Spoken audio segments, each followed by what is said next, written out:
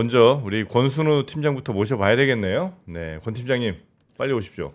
예, 빨리 왔습니다. 예. 진짜 제정신으로 살기 힘든 세상인 것 같습니다. 예. 소프로TV의 권순우 취재팀장입니다. 맞습니다.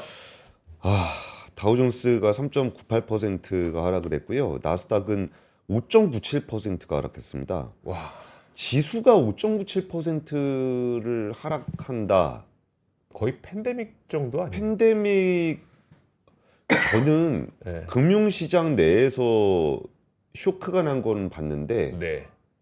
정책으로 6% 빠지는 건 처음 본 것 같아요. 그죠? 그러네. 그러니까 누군가의 목적을 가지고 이렇게 빠지는 건 처음 본 것 같아요. 네. 그러니까 뭐 그 보통 일반적으로 금융위기라 그러면은 뭐가 하나 터져서 부채 위기가 생겨서 이게 시스템 리스크로 이렇게 전이가 네. 되면서 이거 불확실성이 너무 커서 어떻게 될지 모르겠다라고 할 때 빠지는 건데 네. 이거는 정말 순수하게 야 이건 아니지 않냐 그래 그냥 빠지는 야 이거 큰일 그러니까요. 났다 이거. 네. 뭐 이런... 이런- 전혀 예상치 못한 외부의 충격 뭐 이런 걸로 이제 와 큰일 맞아요. 났다니 이거는 있을 수 있지만 네. 예, 예. 이게 이미 예고도 했고 이렇게 할 거라고 해서 야 이건 큰일이네 라면서 빠진 거라는 거잖아요 이게 지금. 그러니까 어제 박병창 이사님이 말씀을 하셨었는데 예전에는 보통 뭐가 나오면 불확실성이 해소됐다 그래가지고 움직였는데 네. 지금은 뭐가 나오면 그대로 움직인다는 거예요. 악재가 나올 거라 그래서 나오면 악재로 반영하고 네. 뭐 이런 게 S&P 500 같은 경우도 4.84%가 떨어졌습니다. 그러니까 내용은 뭐 다들 이따가 첫 번째 뉴스에 정말 좀 자세하게 설명을 드릴 건데 그러니까 와 이게 나스닥 지수가 고점 대비해서 18%가 빠졌거든요. 그러니까 이게 뭐 미국의 위기가 아니라 네. 정말 트럼프의 정책으로 빠진 겁니다. 그리고 어제 제가 잠깐 말씀을 드렸는데 이게 우리가 문제가 아니라 미국의 기업들도 엄청나게 큰 문제가 될 맞아요. 거다. 네. 뭐 애플 이렇게 어떻게 합니까? 애플 중국 공급망이잖아요. 다. 애플은 디자인 바이 애플이잖아요. 메이드 인 차이나, 네. 메이드 인 타이완, 타이완. 이런 건데 그리고 나이키도 디자인 바이 나이키지. 그렇죠. 대부분 아시아에서 만드는데 그러니까 뭐 나이키 14% 빠졌고요. 갭 거는 그냥 한국이 다 만들어 주잖아요. 네. 근데 20% 빠졌고요. 뭐 웨이페어 25% 올랐고 빠졌고 뭐 필라델피아 반도체 지수 자체가 9.88%가 하락을 했습니다. 엔비디아 7.8, 뭐 알파벳 4, 테슬라 5. 테슬라 5면은 뭐 선방했네요. 테슬라는 선방했더라고 보니까 마이너스 5 정도면 선방한 거예요. 선방했죠. 예. 뭐 포드도 뭐 6% 빠지고 그래서 와 처음 봤습니다. 그러네요. 네. 네. 금융위기가 아니라 시스템 위기가 아닌 걸로 지수가 이렇게 빠지는. 예. 와. 전쟁, 네. 그러니까. 재해. 재해, 자연재해가 아니고 그러니까 인간이 통제하는 걸로 빠지는 거는 그러네요. 최악이 아닌가. 그러네요. 자, 그래서 뉴스 일단 뭐 그 관세 우리나라도 뭐 25%였다가 아니다 26이다 했다가 다시 25로 가고 좀 약간 여기도 좀 문제가 많은 것 같아요. 문제가 많다라고 얘기한 이게 표현을 좀 어떻게 해야 될지 잘 모르겠는데 일단은 제가 어저께 말씀드렸을 때 우리나라 26% 맞을 때 25% 맞을 때 우리가 왜 50이냐 네. 얘기를 좀 먼저 들었잖아요. 네. 이건 도저히 왜 우리가 50인지를 이해할 수가 없다. 뭐 쌀 관세 정도가 그쯤 되는데 네. 그것도 이제 쿼터 제외하고 나면 그거라 쌀은 그냥 수입하지 말라는 거지 수출하지 말라는 거지 뭐 특별히 뭐 의미 있는 관세는 아니라고 좀 생각을 했었는데 그리고 베트남 46 이건 또 뭐냐 이거 네. 뭐 그러니까요. 그런 얘기를 좀 했었잖아요. 근데 어제 이게 처음에 얘기가 나왔을 때 백악관에서 밝히기 전에 그 미국 언론인들 쪽에서 네. 야 이거 그냥 적자난 거 다 관세라고 퉁친 거 아니야?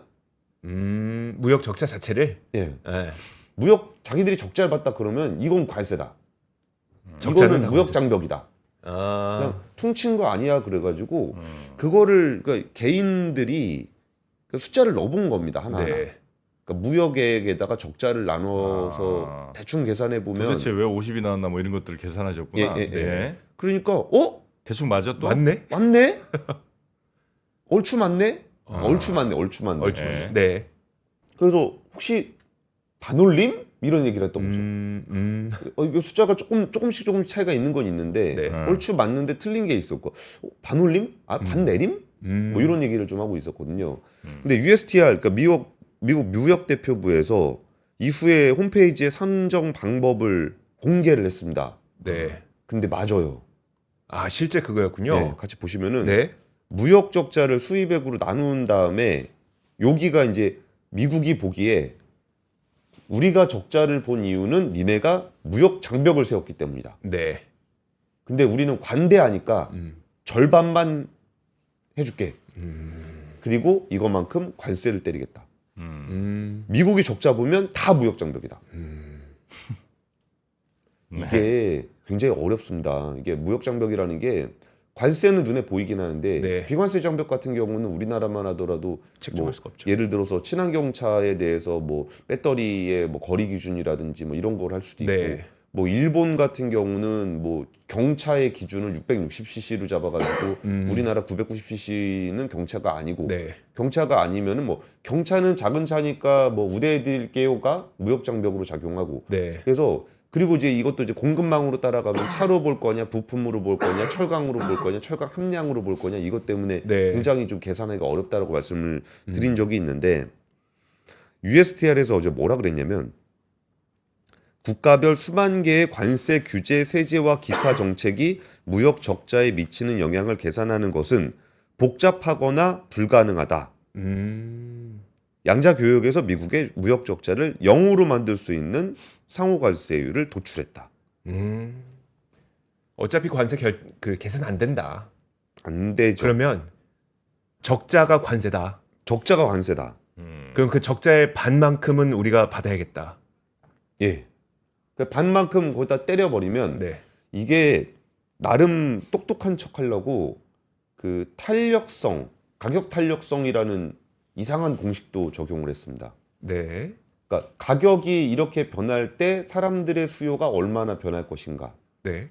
가격이 변하면 수요가 이만큼 변할 거니까 관세를 한 절반 정도 때려서 가격을 이 정도만 올리면 사람들의 수요가 이렇게 변할 거기 때문에 그레이트 아메리카가 된다. 이거 와 진짜 이거는 정말 개소리입니다. 네.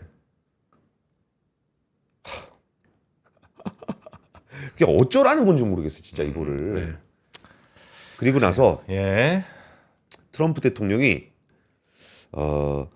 주식 시장은 호황을 누릴 것이다.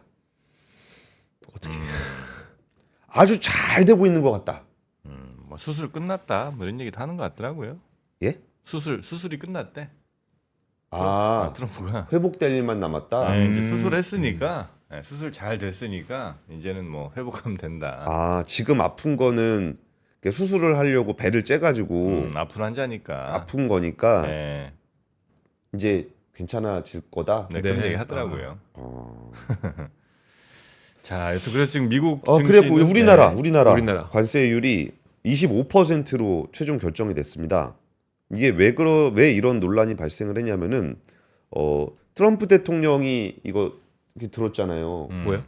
패널 아 패널. 네. 나라별로 관세 매겨져 있던 거. 그러니까 우리나라가 25였거든요. 네. 근데 백악관에서 공개했던 행정명령 부속서에 26이라고 써 있었어요. 아유. 그 뭐가 진짜냐 뭐 했었죠 어제. 뭐가 진짜냐고 물어보니까 아니 그러니까 트럼프 대통령의 발표고 행정명령에 나와 있는 부속서가 맞다. 그러니까 이 공식 문서가 맞잖아요. 네. 그러니까 기자회견에서 발표를 했어도 공식 문서가 맞으니까 공식 문서가 맞다 그래갖고 26이 됐습니다. 네. 그래가지고 26이 됐다가 이걸 계속 물어보니까 나중에는 25가 맞다. 왜 25냐 그랬더니 25가 맞다. 왜냐고요? 왜 25가 맞냐고 물어봤더니 25가 맞다. 그래서 그냥 25가 됐습니다. 네. 그러니까 이유가 없어요. 트럼프가 들은 게 틀리면 안 되니까. 트럼프는 무오류의 사람이니까 뭐 그렇게 아마 한 것 같은데 여튼 이게 3에서 4 이러면 이제 1 차이가 큰데 25에서 26이나 26에서 25나 난 뭐 이제 미국 얘네들이 이렇게 하는 거에 대해서 일일이 우리가 발작하고 그럴 땐가 싶은 생각이 좀 들긴 합니다. 발작해야 될 때죠. 1% 포인트는 너무 많을 것 아니 같은데. 그러니까 총프로님.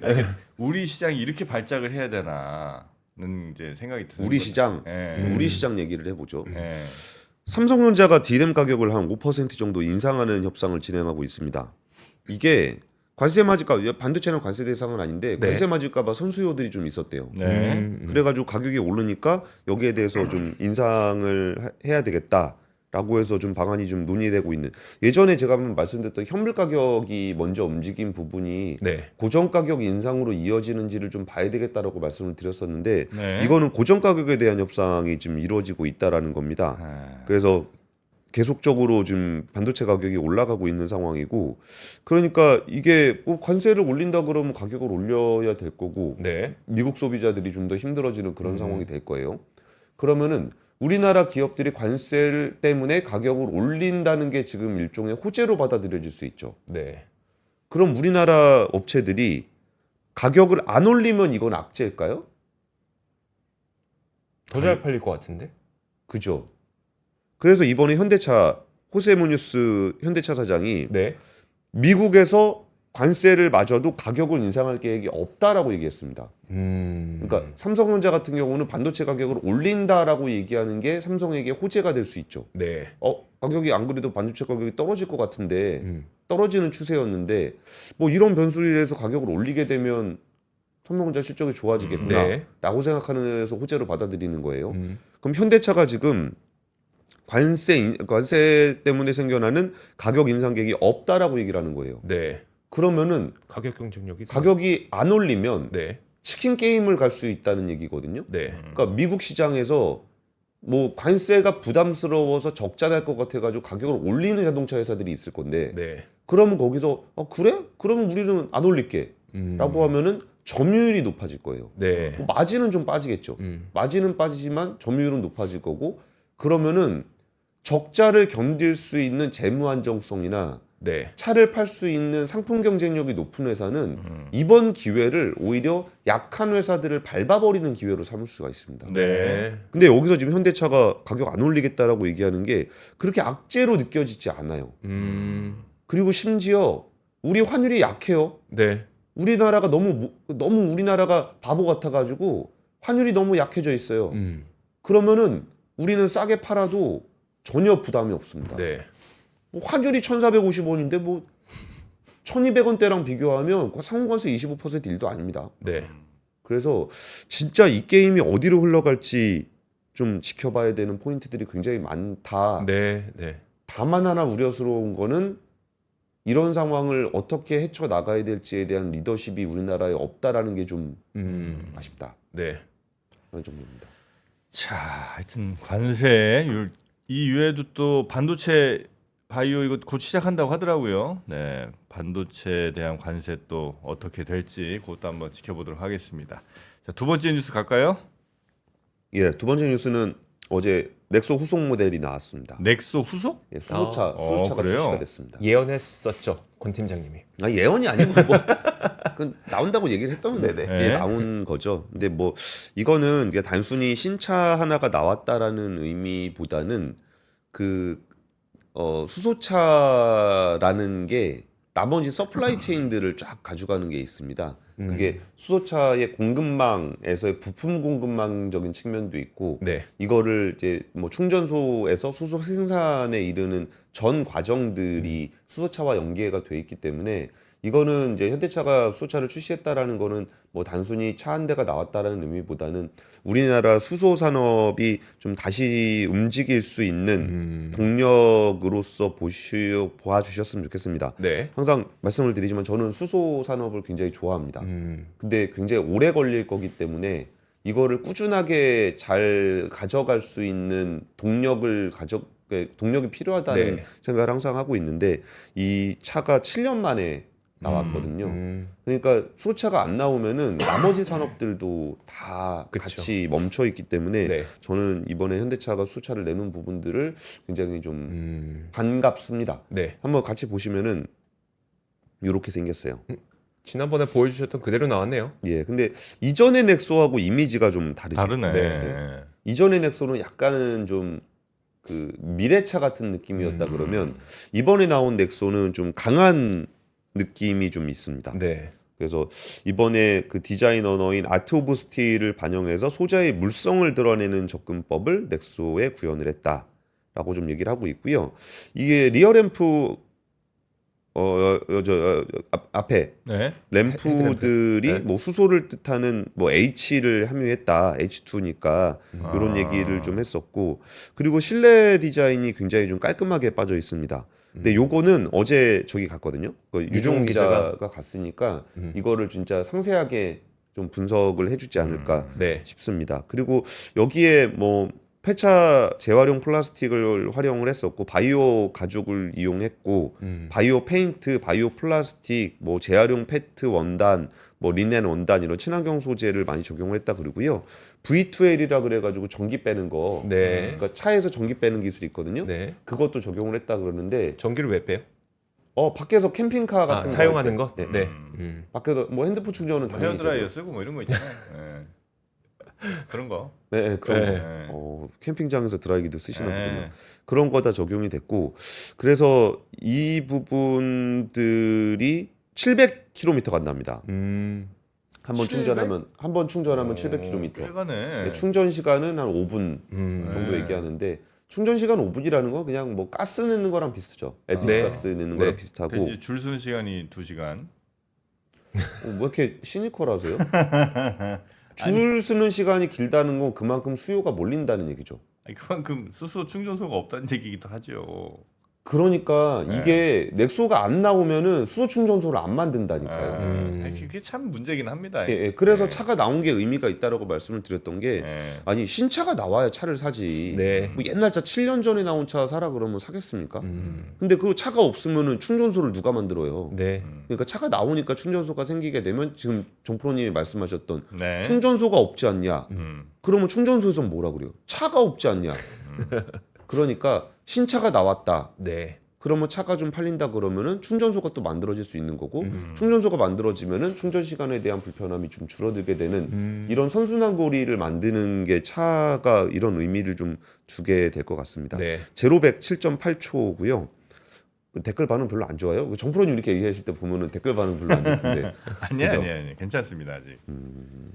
새로 나왔다 이거죠? 예. 아니, 다 나왔습니다. 좋은데 수소차 이용하려는 사람 혹은 이용하고 있는 사람이 진짜 필요한 게 아까 얘기하신 무슨 린넨 소재 어쩌고 뭐 친환경 뭐 이건가? 나는 이제 물론 그것도 추가적으로 들어가면 나쁘진 않다. 뭐 정도 생각은 합니다만 진짜 필요한 건 우리가 방금 얘기했던 충전 어떻게 할 거냐. 그리고 그 뭐 말이 이제 5분이긴 하지만 그게 이제 오래 걸리는 이유 중에 하나가 예를 들어 LPG 충전소처럼 그냥 한번 쫙 그 탱크에 담아놓은 거 쭉쭉쭉 이렇게 짜내는 게 아니잖아요. 수소는 압력이나 이걸 유지하는 게 굉장히 힘들다면서요.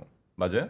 가스도 압력을 유지해야 됩니다. 하여튼 그래서 네. 그 탱크의 압력 유지하는 게 일반 LPG 뭐 충전소랑 좀 다르다고 그래요. 다르죠. 예, 네. 그래서 이제 그거를 어떻게 개발할 건가? 그러니까 자동차 이외에 사람들이 꼭 필요한 이거를 어떻게 할 건가를 현대차 어쨌든 현대차 말고는 지금 하는 데가 없으니까 그런 걸 좀 연구를 해서 뭘 답을 좀 내놔야 되지 않을까. 그거에 대한 연구도 계속 이루어지고 있죠. 그래요? 그리고 지금 말씀하신 얘기를 현대차로 얘기를 하게 되면은 음. 현대차가 저 사우디 가서 석유를 캐다가 휘발유 차를 만들어야 된다라는 얘긴데 그러니까 그거는 하는 데가 있잖아요. 그러니까 이미. 예. 누군가가 같이 해야 되는 게 있는데 네. 이 앞단이 움직이게 만드는 것도 뒷단이 같이 움직여줘야 된다는 말씀을 드리는 거죠. 네, 네, 그러니까 네, 이 네. 차 출시, 그러니까 좋은 차 나왔으니까 차 사세요 이런 얘기가 아니라 네. 이 산업에서의 뭔가의 동력이 필요한데 신차가 나왔다라는 건 그 뒷단이 움직일 수 있는 동력이 만들어졌다라는 그런 뉴스로서 소개를 좀 드린 거고요. 네. 정프로님 말씀하신 그 부분이 아까 그러면 충전소 문제가 있지 않냐라고 그러면은 따라 들어가면은 수소가 있어야죠. 그렇죠. 그러면 수소를 수소가 만드는 수소지. 입장에서 봤을 때는 네. 차가 있어야 수소를 만들지 얘기를 또 하거든요. 네. 그러니까 어딘가에서 고리가 끊어져야 되는 거리가 이제 선순환의 고리가 돌아가야 되는 포인트가 필요한데 네. 이게 차가 출시됐다라는 부분들은 이 고리가 다시 움직일 수 있는 모멘텀으로 좀 그 뉴스를 보시면 좋을 것 같다라는 말씀을 좀 드려요. 예, 우리 작년에 이제 전력기기 막 한참 인기 있을 때 사실 전력기기랑 전선이랑 바꿔야 된다는 얘기는 10년 전, 20년 전부터 있었는데 모멘텀이 없었지만 갑자기 인공지능 터지니까 이거 진짜 바꿔야 된다라고 하는 모멘텀이 생기면서 이제 전력기기 SU가 생기는 것처럼 이해해도 되겠죠? 그런 거죠. 그러니까 소비자가 있어야 공급자도 이제 뭔가 동력을 얻고 우리도 지금부터 생산해 봅시다 이렇게 된다는 거죠. 그리고 이거 저희가 경제 방송이잖아요. 네. 그러면은 이 뒷단 움직이는 것도 보셔야 돼요. 그러니까 이게 이 뉴스가 제가 차팔로 나온 거 아니잖아요. 그렇죠. 그러니까 이 수소 생태계에 있는 업체들이 다시 움직이기 시작할 거니까 그 부분을 한번 보시라는 얘기를 좀 드리는 겁니다. 아니면 저 그거 없나? 수소 하이브리드 뭐 이런 건 없어요? 수소 연료 전지차긴 한데 예를 들면 뭐 배터리도 들어가고. 배터리 뭐 한 50km나 60km 정도는 다니고. 아유, 당연히 배터리 들어가죠. 아니 그러니까 이게 있어요? 아니 당연히 들어가죠. 수소차는 원래 배터리 아니, 차예요. 그러니까 수소는 이제 원래 전기차인데 말고 그냥 전기 충전으로 한 5, 60km 정도 가는 PHEV처럼. 뭐 그런 것처럼. 왜냐면 왜 그 얘기를 하냐면 그럼 사람들이 수소차를 사는데 부담이 좀 덜 할 거 아니에요. 지금은 수소차 사는 데 있어서 와, 충전소 없는데 이거 내가 과연 운전할 수 있을까? 요 두려움이 있잖아. 근데 이제 가끔 내가 수소 충전하더라도 그래도 데일리로 왔다 갔다 하는 거 정도는 집에서 그냥 저 충전해서 갔다 올 수 있다. 요 정도 느낌이 좀 있으면 사람들이 좀 사는데 부담이 좀 덜하고 많이 사면 그 이제 그때부터 더 수소차 충전소가 생길 수 있잖아. 안 돼? 왜 안 됩니다. 안 돼. 알겠어요. 네. 왜냐하면 전기차니까. 네. 그러니까 전기차에다 전기를 넣어 갖고 다니라는 얘기랑 같은 얘기잖아요. 전기차 그죠? 이제 수소로 저 발전해서 전기를 움직이는 거긴 하니까 네. 어쩌면 그러면 배터리 팩만 좀 더 저 갖다 놓으면 그러면 요 배터리로 평소에 좀 쓰다가 수소 있으면 수소로 발전하고 뭐 이렇게 하면 되는 거 아니야? 예, 뭐 됩니다. 수소는 또 우리 권 팀장님이 전문가라. 네, 자꾸 예. 쓰셨잖아요. 저는 네. 이제 그냥 이 소비자 입장에서 그게 그러니까 네. 뭐 이거를 넘어가겠습니다. 지금 네. 시간이 별로 없어. 시간이 네. 들어갔어. 그게 그래서 사실 차를 살 때 정프로님 네. 말씀도 되게 중요하겠지만 아까 상품성에 대해서 얘기하셨잖아요. 음. 그러면은 안 그래도 비싼 수소차를 배터리를 더 넣어가지고 훨씬 더 비싸게 만든다. 음. 전기차에다가 배터리를 집어넣어가지고 전기를 넣어가지고 한다는 컨셉이 사실은 야 수소 충전 없으면 근데 실제로 수소차 타시는 분들 얘기를 한번 들어보시면은 네. 그렇지 않아요. 뭐가요? 그게 뭐 충전이 떨어져가지고 불안하고 막 그래서 못 가고 그게 그렇게 안 돼요. 그래요? 왜냐하면 충전소가 없다라는 거는 상수기 때문에 그분들에게는 네. 그거를 다 맞춰서 다니세요. 어. 원래 생활 패턴이 그렇게 바뀌어요. 그러면 전기차 충전하는 사람들한테도 네. 야 충전하는데 30분씩 걸리는데 너는 그럼 가서 30분씩 뭐 그냥 기다리고 있냐? 안 그렇게 이용을 안 해요. 그러니까 이용 패턴이 좀 달라요. 그거에 맞춰서 탄다 이거죠? 그죠. 아, 그리고 불안할 것 같은데. 정프로님 이거 네. 제가 수소를 좋아하는 거랑 별개로 네. 수소차를 타시는 분들이 가장 크게 느끼는 매력 뭔지 아세요? 네. 가성비예요. 아. 오, 그래요? 보조금이 절반 나오잖아요. 네, 맞아요. 차 살 때. 네. 네, 맞아요. 그러니까 이 질들 아까 뭐 원단 중요하냐 얘기하시는데 차 살 때 네. 내부 넘어가. 네, 넘어가겠습니다. 네, 네. 세 번째 뉴스입니다. 세 번째 뉴스는 저는 한국 부동산이 우리나라 청년 세대를 거의 망하게 했다라고 생각하거든요. 너무 비싸. 네. 그러니까 청년들이 열심히 돈을 벌어 갖고 집을 사는 게 불가능해.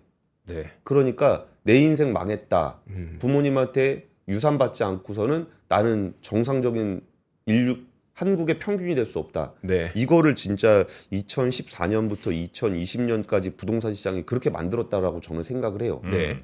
그러면 거기에 대해서 어떻게 이 문제를 해결할 것인가라고 해서 항상 정부가 했던 방침은 서민이라든지 무주택자에게 저이자로 저금리로 저금리로 대출을 해주는 네. 그런 방식을 선택하거나 아니면 집을 사기가 어려우니까 전세자금 대출을 좀 싸게 해주거나 네. 이런 정책을 폈습니다.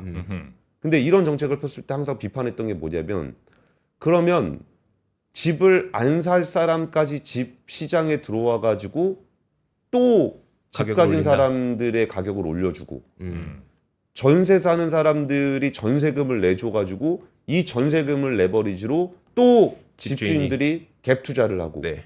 그래서 서민을 위한 정책을 해서 집주인들이 집값을 돈을 올리는 음. 이런 순환이 계속 반복돼 왔습니다. 네. 그리고 가계 대출을 줄이라고 막 난리를 칠 때 실질적으로 가계 대출을 쫙 이렇게 브렉다운을 해보면은 네. 그냥 일반적으로 은행에서 한 대출이 없는 수준까지 갔습니다. 네? 은행에서 네. 자기들이 하는 대출이 없다고요. 다 정책자금 대출이야. 아, 네. 국토부가 해주라는 대출, 네. 금융위가 해주라는 대출. 은행을 막 팔을 비틀어가지고 막 혼내가면서 야 니네 가계부채 늘어나니까 대출하지 마. 그리고 은행에서 저희는 대출한 적이 없어요. 네. 당신이 시켰잖아요. 이런 일들이 반복돼 왔는데 이 문제에 대해서 제가 보기에는 거의 처음이 아닌가 싶은데 네. 이창용 한국은행 총재, 김병환 금융위원장, 이벽헌 금융감독원장, 경제금융수장들이 셋이 모여서 네. 야 이거는 도저히 아니지 않냐. 음. 그러니까 자기들의 정책 실패를 사실상 인정한 거예요. 네.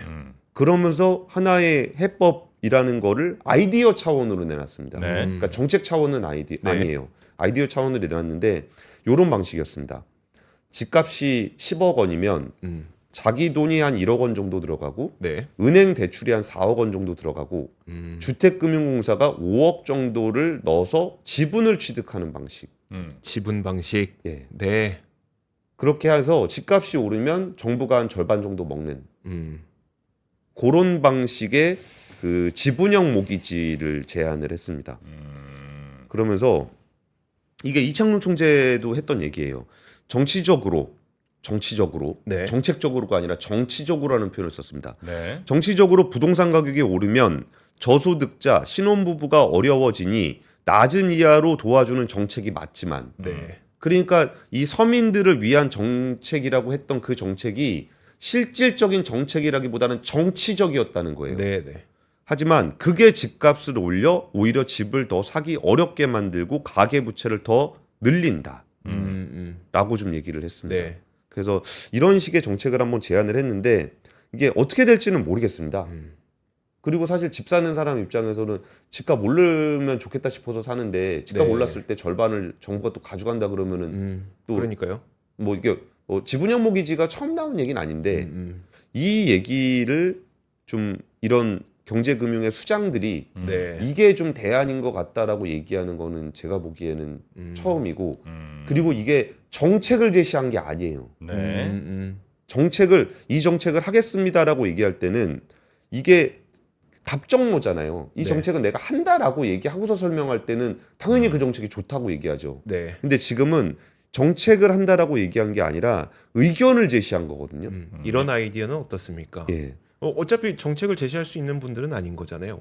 정책을 해야 되는 분들이죠. 해야 되는 분들이고. 근데 정책이 아니라 정책 그 아이디어를 제시를 하면서 이거는 좀 어떻겠습니까라고 얘기했다라는 게 저는 그러니까 오히려 이럴 때가 좀 그 진정성이 있을 때가 있거든요. 네, 네.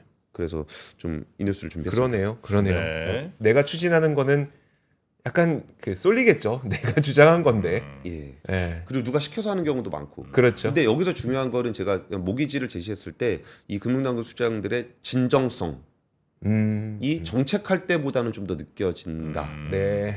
말씀 좀 드립니다. 약간 또 딴지 잡아보자면 예전에는 집 10억짜리 살 때 그래도 본인 돈 3, 4억 필요했을 거 아니에요. 대출 받더라도. 네, 예, 네. 이제 예를 좀 저걸로 하면 이제 1억만 있으면 된다는 거 아니야? 예, 예.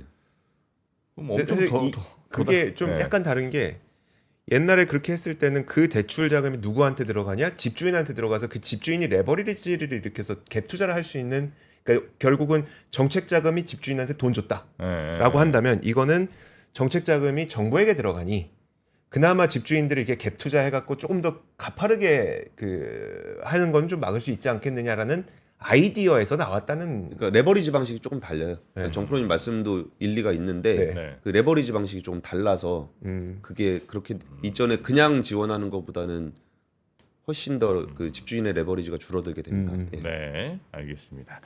자, 하여튼 이창용 총재 비롯해서 뭐 경제 현재 아주 중요한 역할을 하는 사람들이 모여서 이런 아이디어를 좀 냈다는 거고요. 네. 아, 근데 우리 이조 기자는 참 그 폴로를 좋아하는 것 같아. 이건 뭐예요? 이거 아 이것도 폴로입니다. 이거 폴로 이거 랄프로렌 그거잖아요, 네, 그죠? 폴로 랄프로렌. 아, 이게 뭔가 나이가 들다 보면 네. 그 예전에 이제 화려했던 것보다도 그러니까 뭔가 좀 질 심플하고 좋은 거 딱 하나 뭐 이런 것들이 좀 더 낫더라고요. 베이직한 느낌으로. 베이직한 느낌 그렇죠. 예. 예. 그게 이거예요 혹시? 이런 거죠. 이런 예. 거예요? 그런 거죠. 예. 요거 뭐 면티네? 반팔티. 반팔티 그리고 또 긴 팔티. 긴팔티도 있고요. 예. 한번 좀 보여주세요 그러면. 이거 한번 열어볼까요? 네. 요게 이제 폴로 랄프 로렌에서 갖고 온 긴팔 반팔 티셔츠. 네. 요거 이제 반팔은 3장 패키지입니다. 네, 3장 패키지. 이거 사면 올해 여름 다 났네요. 돌려가면서 입으면 되잖아요. 그쵸. 그렇죠. 예. 면티 3장짜리. 요게 이제 흰색, 하늘색, 짙은 남색 이렇게 3개 있는 게 있고, 그건 이제 긴팔티죠? 긴팔티. 네. 네, 색깔이 요건 지금 흰색, 하늘색, 남색. 그다음 요거는 짙은 남색, 파란색, 회색. 이렇게 이제 구성이 좀 다릅니다. 반팔티가. 네, 그래서 어쨌든 뭐 이런 티는 여름에 계속 안에도 입을 수 있고 아니면 밖에도 입을 수 있고. 네. 네, 저는 지금 그냥 이렇게 그냥 이 검정 면티인데. 이런 거 예쁜. 예. 네, 이제는 랄프 로렌으로 가야죠. 네, 요게 얼마냐? 49,000원. 면티 3장에 49,000원. 그것도 물론 폴로인데. 뭐 3장에 10,000원짜리도 있지 시중에. 그러나 이제 그런 거 아닌 그 랄프 로렌인데 49,000원이 굉장히 그렇죠. 싸게 잘 갖고 왔다. 이제 클래식하면 사람이 이제 좀 진중해 보이더라고요. 아 그래요. 네. 요 또 폴로 랄프 로렌 같은 경우는 저 같은 사람도 좋은 게 네. 팔이 길게 나오더라고. 팔 짧은 게 이제 전 굉장히 고민이거든요. 맞아. 옷을 사면. 근데 네. 이런 애들은 팔이 길어서 저도 한번 좀 입어보도록 하겠습니다. 정프로님도 그게 딱 고민이시죠? 그러니까 팔. 이렇게 네, 재보면 딱 알거든요, 제가. 네, 팔기 딱 재보면 아는데 이렇게 연출해도 괜찮겠다, 그죠? 네. 더울 때는 좀 벗어서 이렇게. 자 그리고 여기에 잘 어울리는 모자도 갖고 왔죠? 그렇죠. 네, 어떤 모자입니까? 자, 폴로 랄프 로렌 이거 우리가 야구 모자라고 하네요. 캡 모자. 캡 모자를 저희가 준비했습니다. 베이스볼 캡. 요 야구 구경하러 갈 때 꼭 이런 거 쓰고 가는데 네. 저는 이런 거 주말에 많이 쓰고 다니긴 합니다. 아 그래요? 예, 안 쓰시죠? 나는 모자 잘 안 써. 나는 모자 좀 안 어울리는 스타일이에요. 아 그래요? 머리가 커갖고. 나 오늘 머리 하고 왔는데 이거 써볼까?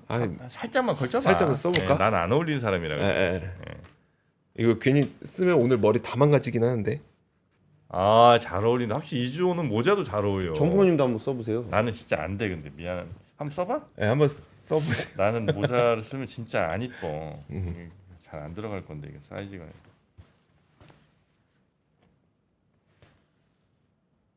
잘 어울리시는데? 괜찮은데요? 아니야. 난 모자는 안 어울려. 아이 그냥 인식일 뿐입니다. 근데 폴로 랄프 로렌 모자는 좀 괜찮네. 요게 이제 59,000원입니다. 59,000원. 자, 요 어디서 사냐면 요 댓글 위에 보면 고정 댓글 거기에 링크 있고요. 네, 거기 들어가 보시면. 네, 근데 뭐 이 기자는 도대체 뭐야? 다 어울려. 아니에요. 네, 하여튼 권 팀장님 우리끼리 한 팀 먹읍시다. 얘는 안 되겠습니다. 우리 편. 여기 팀장님 저랑 같은 편인데. 제가 저희 팀원이니까 좀 갈구겠습니다. 그래요. 자, 여튼 요 폴로 랄프 로렌 정품 반팔티, 긴팔티 그리고 야구 모자까지 갖고 왔고요. 여기가 찌그러지지 않는 게 좋네요. 네. 항상 여기 찌그러지는 게 가장 문제인데. 그래. 여기 찌그러지지 않는 게 좋네요. 흰 모자 써봐, 흰 모자. 흰 모자 한번 써볼까요? 네, 흰 모자가 나 잘 어울릴 것 같아. 이거 뭐 오늘 저 막 스타일링 해주시는 거예요? 흰 모자가 잘 어울리는 스타일이야 보니까. 이거 하고 골프장 가면 되게 좋겠다. 얼굴이 약간 갸름하니까 모자가. 근데 흰 모자도 잘 어울리네. 짜증나. 자, 여러분도 폴로 랄프 로렌 모자와 반팔티, 긴팔티로 올 봄, 여름 잘 나시기 바라겠습니다. 댓글 보시면 거기에 링크가 있습니다. 거기 따라오세요. 권순우 팀장님 고생 많으셨습니다. 예, 감사합니다. 네. 감사합니다.